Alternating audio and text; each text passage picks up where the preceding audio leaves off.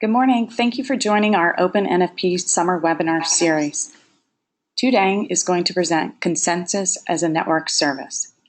This webinar will describe an implementation of Paxos in P4, as well as Tu's ongoing efforts to evaluate the implementation on Netronome intelligent server adapters. Tu is a second-year Ph.D. student in the Faculty of Informatics at the Italian University of Switzerland. His research focuses on fault-tolerant distributed systems and applications of SDN. Previously, he worked as a research assistant at Ho Chi Minh International University and was an intern at INRIA on the BtrPlace project. He received his bachelor's degree from the School of Computer Science and Engineering at Ho Chi Minh International University. A little about Open-NFP before I turn it over to Tu. Open-NFP's objective is to support and grow reusable applied research in data plane network functions processing. We do this focusing on reducing the barriers to performing research in this space to researchers and developers creating, implementing, and verifying their ideas on production networking hardware. Open-NFP supports research in a wide range of technologies, including software-defined networking, OpenFlow, Open vSwitch, and P4. We support researchers with a variety of tools, including deeply discounted hardware, IDE software, and cloud access to development systems, and direct support from our engineers in a research community. We also provide support to learning advanced networking concepts on our hardware through tutorials and webinars. We encourage proposals to research funding agencies. We invite you to join the 20+ universities and companies working directly with Open-NFP through projects. So thank you, and I'll turn it over to Tu.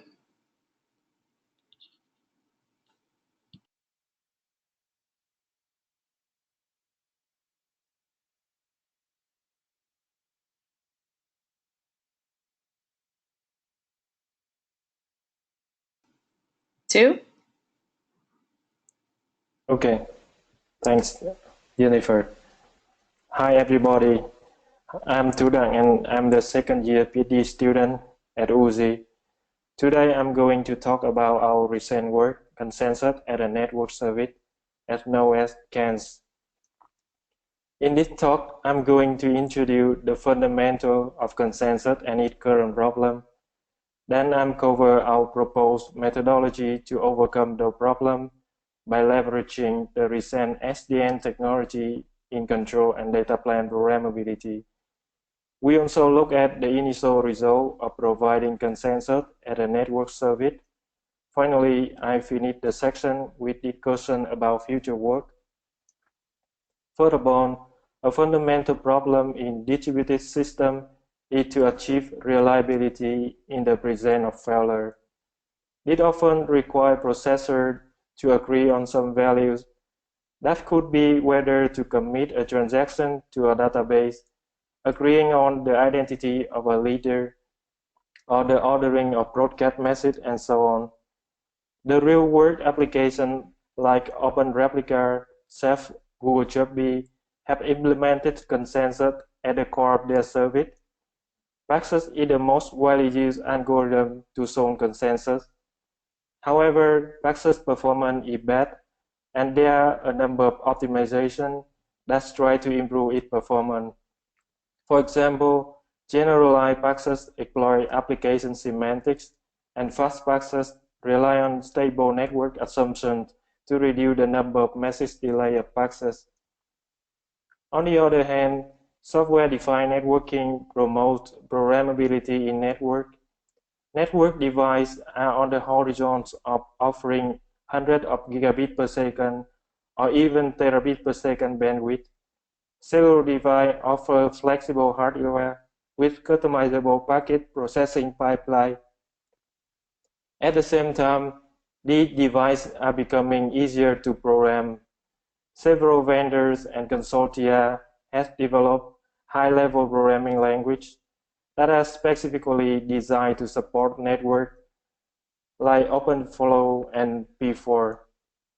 Such language significantly lower the barrier for implementing new data plane functionality and network protocols. Moreover, they offer the possibility for co-designing the network and consensus protocols. That's just about cover our motivation. Now let's move on to get some background on the consensus problem. The consensus problem is the problem of getting a set of nodes in a distributed system to agree on the values, a course of action, or a decision. Paxos is a protocol for solving consensus in a network of unreliable processors. Paxos describes the process by their roles in the protocol. For example, clients submit requests, proposal, and acceptor coordinate to order the request, and learner eventually learn the outcome. Each instance of Paxos protocol designed on a single output values. The protocol proceeds over several rounds. A successful round will have two phases. I will explain how Paxos works using a specific example. That is easier to understand. In the first phase or repair phase, a distinguished proposer icon coordinator creates a proposal identifier with a number 2. This number must be greater than any previous proposal number due by this coordinator. Then it sends a prepare message containing this proposal to acceptor. There are two cases for an acceptor to respond. In the first case, if the acceptor has not accepted or remits to any proposal, then the acceptor must return a promise to ignore all future proposals having a number less than 2. In the second case, the acceptor has accepted a proposal identifier with number 1 with a value x in the past. It must include this proposal number and the value in its response to the coordinator. In the second phase, if a coordinator receives enough promise for a quorum of acceptors, it needs to set a value to each proposal. If none of the acceptors have accepted a proposal up to this point, then the coordinator can choose the request received from a client. Otherwise, the coordinator has to use the value associated with the highest proposal number returned by acceptor. The coordinator sends an accept request message using the proposal number issued in phase 1 and the selected value to acceptors. Finally, learners act as the replication factor for the protocol. Once a client request has been chosen by the acceptors, the learner may take action, for example, execute a request and send a response to the client. To improve availability of processing, additional learner can be added. In typical implementations, a single processor may play one or more roles at the same time. This does not affect the correctness of the protocol. It is useful to coalesce roles to improve the latency and the number of messages in the protocol. To investigate the performance bottleneck, we measure the CPU utilization for each of the Paxos participants when transmitting message at peak throughput. The client offers load at maximum rate and each message is 102 bytes. The results show the coordinator is a bottleneck and it becomes the CPU bound because the coordinator has to process packets coming from multiple clients and acceptors. The minimum end-to-end latency for finishing a Paxos instance is 96 microseconds in this deployment. We will see how it compares to the latency of hardware later. The second experiment stretches the acceptors as we increase the number of replications. To increase the number of replicas, we load multiple learner processes on each server. When the number of learners increases, the CPU utilization of acceptor increases. It is because the acceptor have to perform additional network I/O per learner. Overall, the experiment clearly showed that the coordinator and acceptor are performance bottleneck for Paxos. That's all I have to say about Paxos. Now let's move on to our proposal of resolving the bottleneck problem in Paxos. We propose CAANS consensus as a network service. This section presents the detail of our design. The traditional Paxos implementation does not make any assumption or require any network support. However, programmers may have to rely on network assumptions such as FIFO or lossless delivery to improve Paxos performance. Another approach that makes use of advantage of programmable data plan to improve performance of Paxos by implementing a part of Paxos logic in network devices. Our goals are to provide consensus library that is compatible with the Paxos software API, and the library can be built and run on any target, such as software switches, network processor unit, or FPGA, and so on. The most important goal is delivering a very high throughput and achieving low end-to-end latency. To provide a proper replacement for software-based implementation of consensus, CAANS provides the exact same API as a Paxos software library. The client can send a request to the consensus system by calling submit.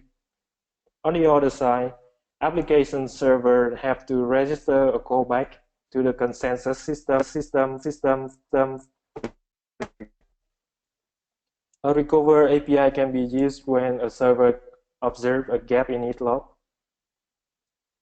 The CAANS library provides a hardware component which is written in P4. The software code can be compiled and run on different hardware targets. Intuitively, this involves mapping Paxos messages into a format that can be processed by network device and modifying network device to execute consensus logic. The source code has been tested on 3 different compilers, including Netronome, P4 FPGA, and Xilinx SDNet. The program is already tested on 4 different hardware targets. Since CAANS target network hardware, it is natural to map Paxos message into Paxos protocol header. The Paxos header follows UDP transport protocol header, allowing CAANS message to coexist with standard network stack. When a packet arrives, it will pass through the parser. Then the control flow will direct the packets to appropriate table. Each table contains one or more actions. I will go to the detail of the control flow now. First, a packet will pass through forward table to set an appropriate output port. Next, if the packet is a Paxos packet, then it has to pass through the route table. The route table loads the proposal on the metadata, and this metadata will be compared with the proposal number of Paxos header. If the proposal number of packet is greater than or equal the proposal number of the acceptor, then it is passed to the Paxos table. Otherwise, the packet is dropped on the ingress. The Paxos table matches on the message type of Paxos. Either phase 1A or phase 2A action is executed to handle the packet. You can find the source code on the NetFPGA GitHub repo. So it's enough for the theory. Now I will show the demo of debugging Paxos acceptor with the Netronome SDK.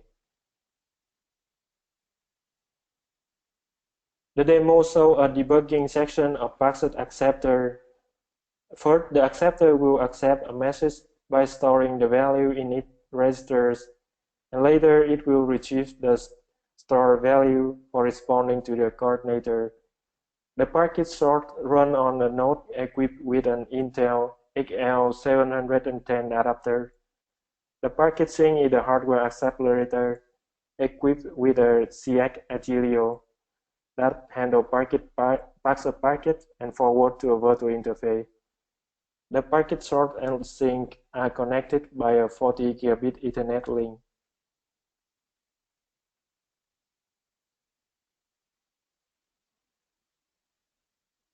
So now I will show the debugging section. with the SDK. Because starting debugger can take several minutes, then I will start. I will start the debugger, and then you can see the shortcode in this window. First, I define the header for P for acceptor. This is the the width of the instance field of Paxos header and the proposer field width, the value size, the acceptor ID, and message type for Paxos. It also defines the type of Paxos message. Because Paxos if follow the UDP header, then we have to define the Ethernet header, the IP header, and UDP header, and finally the Paxos header. The Paxos header have the following fields. The instance is the current Paxos instance. Proposal is the proposal number selected by the coordinator or the proposal that acceptor have cast a vote. It's promised to the coordinator or it accepts a proposal from coordinator. The V proposal and values it together form an accepted message. Message type is used to distinguish between different Paxos messages. ACPT is the acceptor ID, which is used to distinguish when the learner receives the accepted message from the acceptor. I also introduced the following field to store the latency of the acceptor. It will compute the forwarding latency, coordinator latency, and acceptor latency. Now we move to the code of acceptor. So the acceptor will include all of the header definitions, and it also declares a local metadata. So the local metadata used to store the proposal loaded from the register, because in P4 we cannot compute directly between the Paxos header, the header fields, and the register. It also declares with a set of headers, including Ethernet, IPv4, UDP, and Paxos. When a packet arrives on the acceptor, the parser will start by parsing the Ethernet header, and based on the Ethernet type, it will select the IPv4 header. Then we move to the parsing of IPv4, and because Paxos rely on the UDP protocol, then we need to select the UDP protocol, and then we parse the UDP packet. And Paxos use the destination part of UDP header to distinguish between Paxos and other protocol.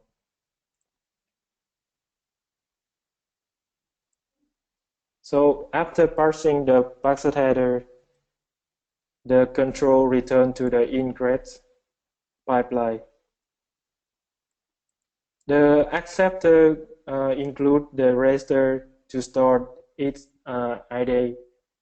The acceptor ID will use to modify the Paxos header when the acceptor has accepted or promised to the Paxos packet.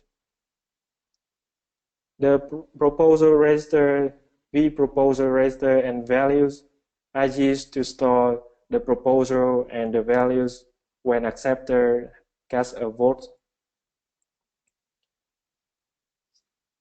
So we will go to the control ingress. So first, the ingress pipeline will match on the IPv4 packet. Then it will apply the forwarding table to select the appropriate port for the packet. And if the packet matches the Paxos header, it will apply the route table. The route table is defined by it will not match on any packet header. It has only one action that loads the local metadata proposal field by the values in the proposal register at a particular Paxos instance. Then we continue to compare the proposal stored in the local metadata with the proposal stored on the packet header.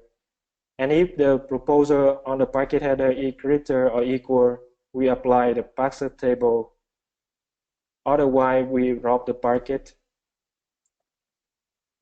The Paxos table is defined by matching on the Paxos message type and choose the appropriate action to handle Paxos message.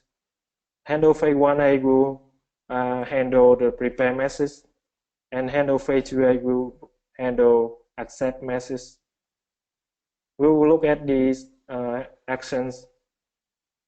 In prepare phase, the acceptor will store the proposal number on the packet to its register, and it updates the packet with the proposal it has cast a vote and the value associated with that proposal. It also turns the packet into a promise message or phase 1B message. And it also modifies the Paxos acceptor ID with its ID. The acceptor disables the UDP checksum, then the learner do not verify the UDP checksum when receive the packet. On the other hand, when the acceptor handles phase 2A or accept message, it will remember the proposal it has accepted, and it will update the V proposal register with the same proposal and store the value associated with that proposal. Then the acceptor changes the Paxos message into phase 2B or accepted message and modify the proposal ID to have the same proposal with the acceptor. This action is similar to the previous action in phase 1A. It updates the acceptor ID so the learner can distinguish between different acceptors and also disable the UDP checksum. To measure the latency there are missing API for measure the latency in P4. Then we introduce additional action in C-sandbox code. So I introduced two primitive actions, which is get acceptor start time and get acceptor end time. So this code is defined in a C-sandbox. The acceptor can get the timestamp using system counter. You can load the system counter using this API call. It will extract the system counter. The system counter is 64-bit divided into 232-bit. So you can load the timestamp low and timestamp high using the function call. These values are used to modify the Paxos field to extract the acceptor end time here, and similar methods used to extract the acceptor start time. I also talk about the code, the source code that we use to grab the Paxos message. It is a Python script that extends the SCAPI library. The Paxos message including the following message type. The first number is prepare, next is proposal, promise and accept, and so on. The structure of a Paxos packet is similar to the Paxos header defined in the P4 program. The Paxos protocol is bind to the UDP port. The D port number in hex is for number 8. Then the client will generate the Paxos header by including the Ethernet header with the IP and UDP header. And this slide is used to show the content of the Paxos header.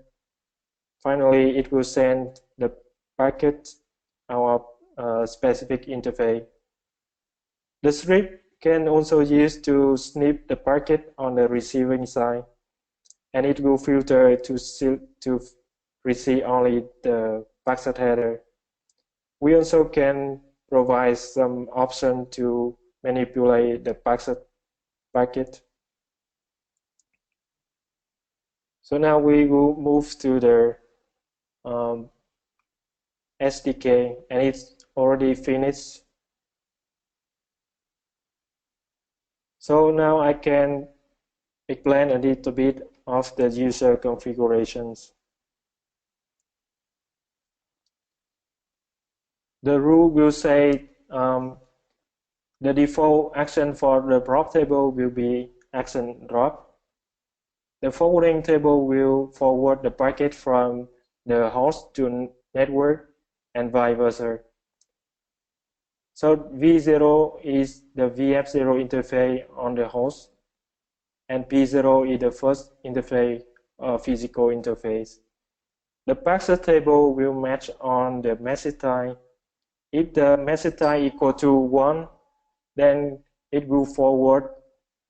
It will select the handle phase 1A to handle the packet, and accept message will match on the message type, which is the accept message encoded by the number 3 and use handle phase 2A to handle the packet. The route table have a default action, which is read route. So now I will set some breakpoint to capture the action.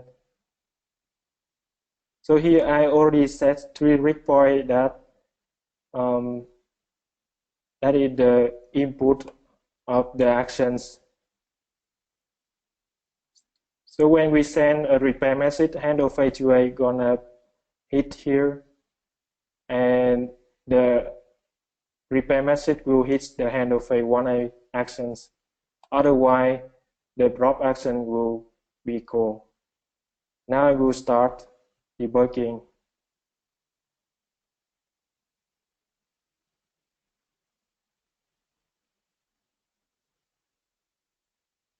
So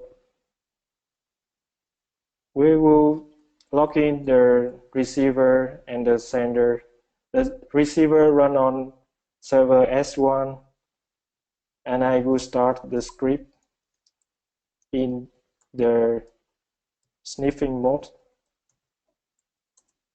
and we have to run it with a sudo credential. Now I will send a packet using the Intel card with the proposal equal to 2, like the example we have, and the type is repair message. So it's gonna hit the phase 1A message. As you see here, the instant number will be 1, proposal will be 2. So it breaks the hit point, the breakpoint of the handle phase 1A actions.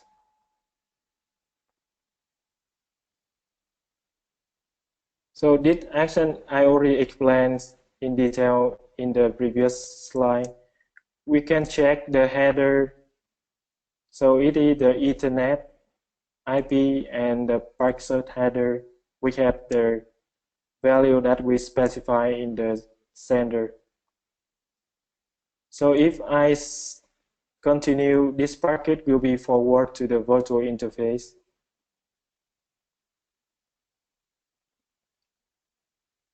And you will see, and you can see now the packet turn to the prompt message,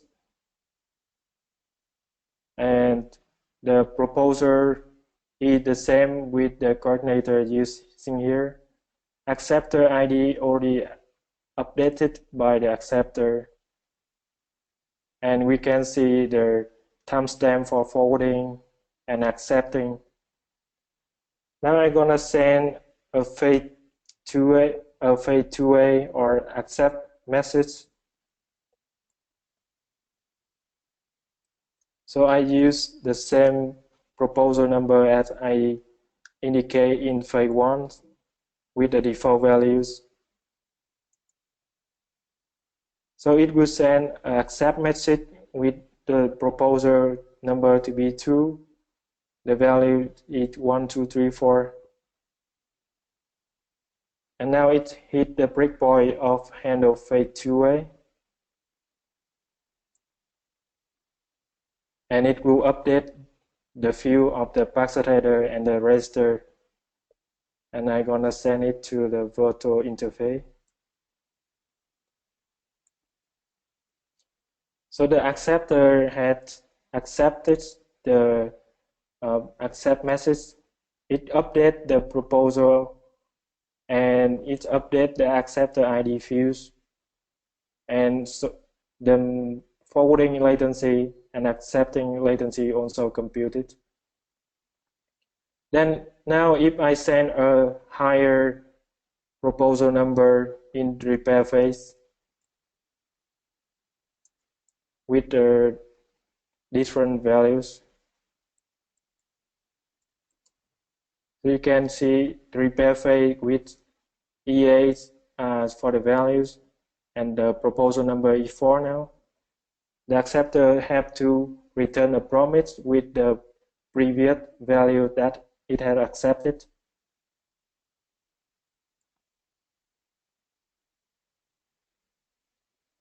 So I'm gonna run this. And here you can see the proposer is 4. The accepted proposer is 2, which is the proposer in the accept message previously. And the values is the value that have been accepted in the previous phase. And if I send a proposal or repair message with lower number 3 in this case, so the acceptor gonna prompt it packet because the proposal of packet is smaller than the proposal that the acceptor had stored.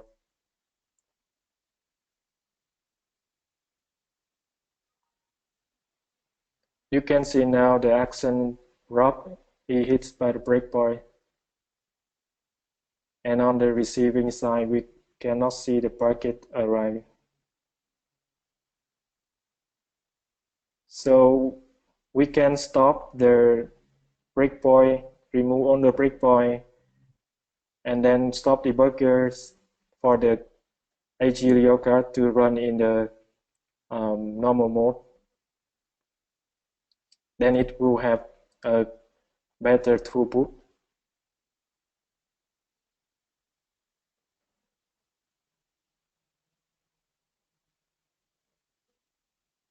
So I will check to run it in the normal mode without a debugger. So now we can remove on the breakpoint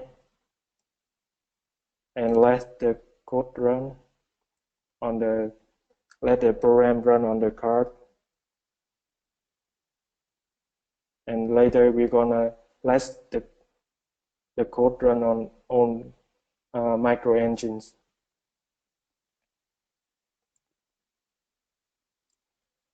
So now I will send another packet to verify if this works. If we send a higher proposal number, then it will, the acceptor gonna send back a promise message that you can see instantly that acceptor have returned a promise message with the value it already accepted. And if we send another accept message with the higher proposal number, with different values. Then the acceptor have accepted that values and that proposal.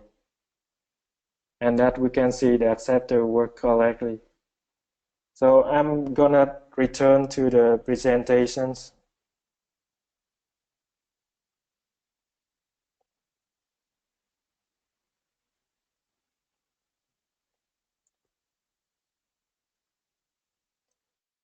So in this project, we performed the experiment to evaluate the performance of CAANS. I will briefly talk about the initial result of deploying CAANS in network. This experiment measured the baseline forwarding latency and the additional latency added by coordinator and acceptor. We can't see. A packet. Okay, sorry. That's all right. Thank you. Great. Okay. Thank you. If you could just go back one. Okay. Okay. Thank you. We start from here. Yes. Thank you. So I will briefly talk about the initial result. So we continue. This experiment measured the baseline forwarding latency and the additional latency added by the coordinator and acceptor. A packet is timestamped when it was sent and received by the packet generator. For forwarding tests, both packets take only 40 nanoseconds to forward an internet frame.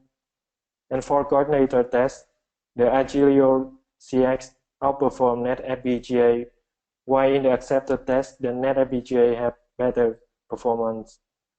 Overall, the performance of CAANS is pretty good in this test. All the tasks finished within 1 microsecond. Previous experiments showed the bottleneck at the coordinator and acceptor. This result show a potential performance improvement of implementing Paxos on hardware over software-based Paxos. The second experiment compared the end-to-end latency and throughput of libpaxos with CAANS. Libpaxos is a software-based Paxos implementation running on commodity server. Why can't replace the software coordinator and acceptor by accelerated hardware? Each client thread sends back-to-back message with the current timestamp. When a message is delivered by the learner, the application server echoes the message back to the client. The latency is measured as the round trip time for each message. Throughput is measured at the learner as the number of delivered invocations over time. The experiment showed the latency of libpaxos and CAANS under variety of overload. CAANS dramatically improved throughput and latency. It is 4 times throughput improvement over software-based Paxos. The latency is also reduced by 70% at the maximum rate for CAANS. After the maximum throughput, increasing overload would reduce the throughput and increase the latency.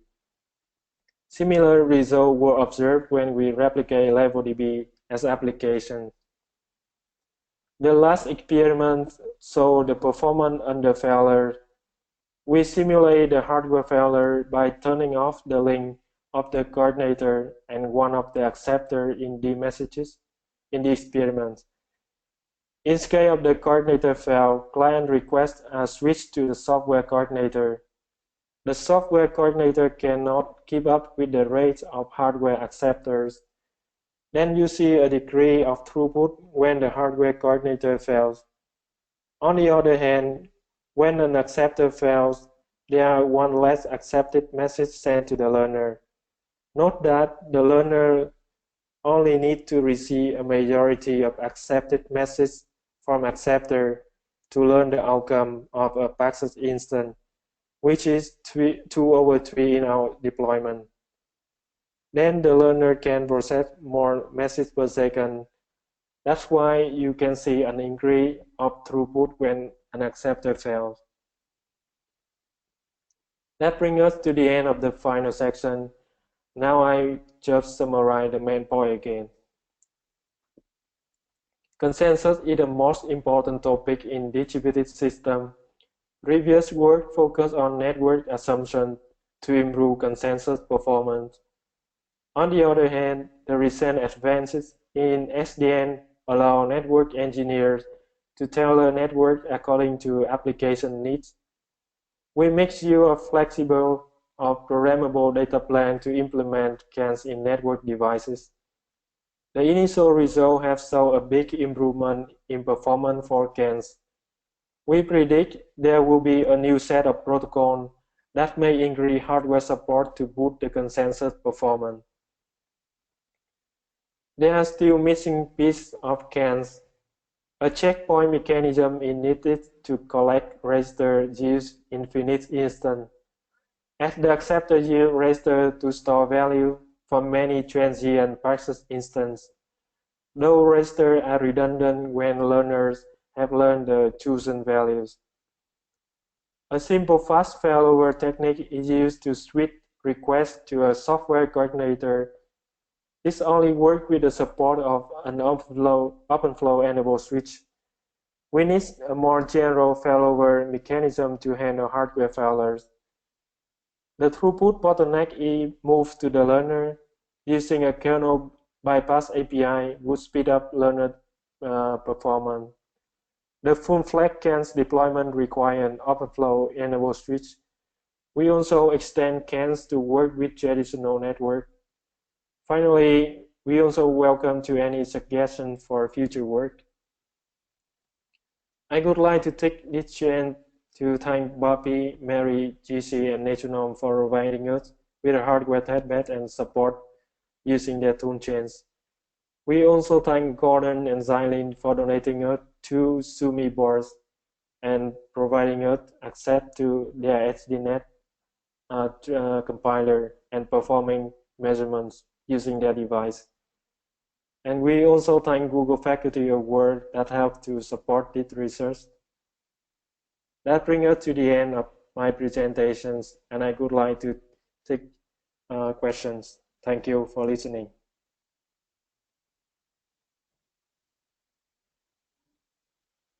So I received several questions.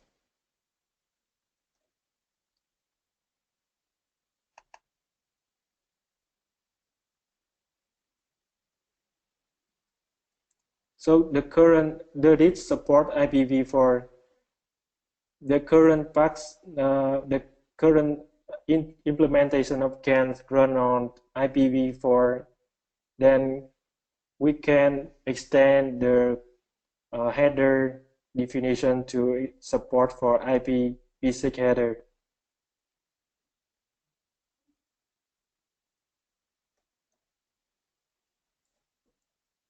And another question.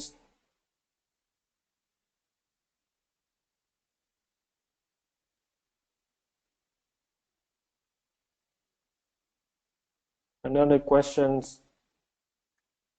is the advice for engineer to use the SDK. So I cannot find the questions right now.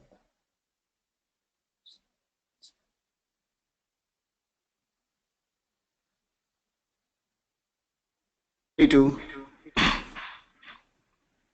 Hi, Bobby. I think they're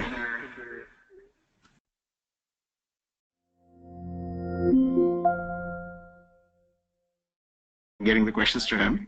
I think the first question was, does the code base support IPv6 headers? And I think you answered that. There's another from Robert Snyder on whether there's a copy of the code presentation available. And it's available on Open-NFP's GitHub repo and at the Open-NFP website.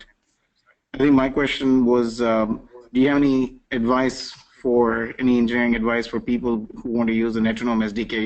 You were one of the earliest research projects. Do you have any advice for people coming behind you in terms of using the SDK, what you've learned using P4? Okay. Any thoughts on that? Yeah, my advice is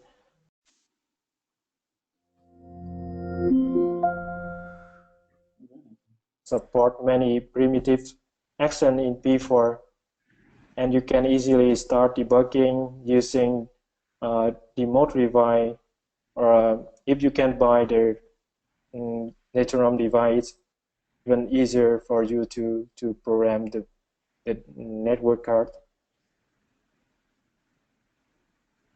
Okay, And I think we might have missed the first part.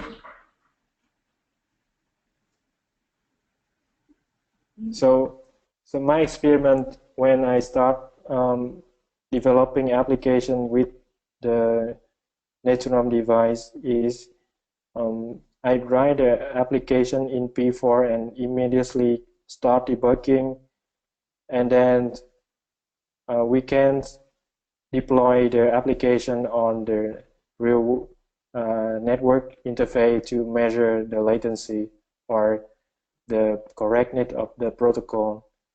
And from then we can generate we can use the P4 code to generate the hardware design to run on other target, for example, and that reduce the work and development times. So I don't know that's Okay. if answer your questions. Yes, that does. And in terms of P4's portability, um, has it been? Do you want to comment on that in terms of your ability to move to multiple targets? So writing the application in P4, you can use different compiler from Netronome or from I don't know yet if Xylene have their compiler to convert from P4 to PX, which is the language they use to program the FPGAs. And they are also an open source working on the compiler for NetFPGAs. So writing the application in P4 have the advantage that later you can run on a variety hardware target like we currently do with Paxos. Okay. And you can also use software compiler to run on the reference next reference switch of P4 language, and there are also a compiler that can compile P4 program to run on DPDK, but some of the compiler have limited, like it does not support the register operation yet, and at the time going, the Netronome compiler now support more of the primitive in P4, and I don't have to write the code in micro C to run on it on the C sandbox code, and it's great for people writing their network application at a high level language like P4. Perfect. And now I have a question from Robert Snyder. He is very interested in working on this protocol with IPv6, and how does he get in touch with you? You have So on the web page, or you can find my informations in the NetPaxos projects. So we can talk about how to extend the P4 Paxos to work with IPv6. And I'm currently extend P4 Paxos to work with multicast, because currently the experiment with the support for of an OpenFlow enable switch to direct the traffic between the coordinator to acceptor to learners, and so on. And if we can support the multicast protocol, then it can run on a traditional network without require any touch to the switch. okay. And how do people get in touch with you from in the audience? So you can send me an email, or yeah, I think email is good, or through Skype. I will type in the chat window my email address and my Skype ID. That sounds good. We don't have any more questions. I'd like to thank you for a great presentation and demonstration for us too. We really appreciate it. Please join us for the next Open-NFP summer webinar series on August the 10th. That one is P4-based VNF and micro VNF chaining for servers with intelligent server adapters. And then, we were just talking about it. TU's slides and a recording of this webinar will be able to be found on open-nfp.org, the classroom page, probably by the end of today. So you can find those there and replay the webinar and see those slides and get TU's contact details. All right. Thanks, everybody. Thanks, Stu. Thank you. Bye-bye.